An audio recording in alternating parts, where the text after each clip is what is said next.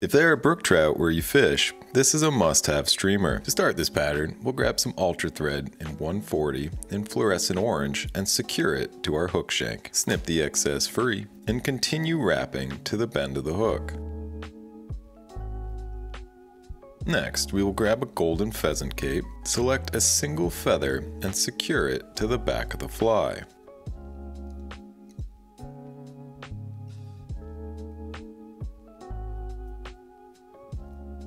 Continue securing it to our hook shank, fold the excess over, and wrap up towards the head of the fly. We'll fold our excess back over and secure it tightly to the head of the fly, snipping the excess free. We'll then grab some brassy wire, here I'm using hot orange. Secure this to our hook shank, wrapping back towards the tail.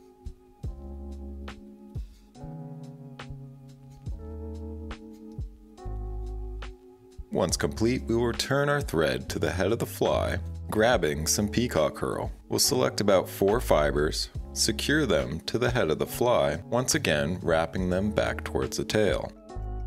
Once complete, we'll use our thread to completely cover any visible feathers as we wrap up towards the head of the fly. If you'd like, you can secure some floss to the body to accomplish the same thing. However, I prefer to use thread.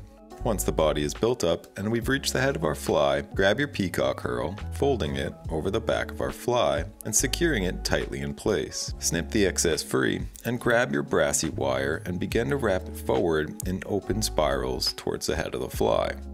If your peacock herl begins to twist in the process, just simply push it back into place and continue securing with your wire.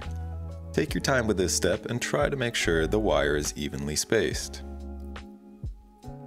Once we reach our thread, we'll secure by taking thread wraps both in front as well as behind and helicoptering the excess free. We will whip finish, snipping our orange thread free. We will then grab some ultra thread in black, securing this to the head of our fly.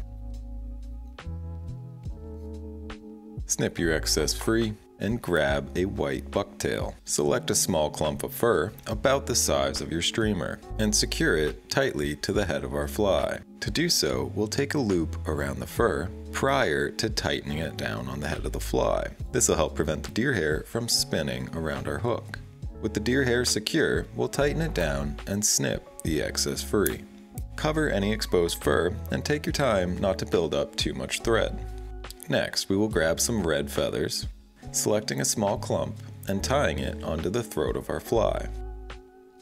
Secure tightly, snip the excess free, and grab a white goose feather. Cut a small portion free and tie it onto the bottom of our fly. With it lightly secured, we can move it to where we would like it to be and secure it tightly. Snip the excess free and whip finish to hold everything in place. And this is a baby brook trout.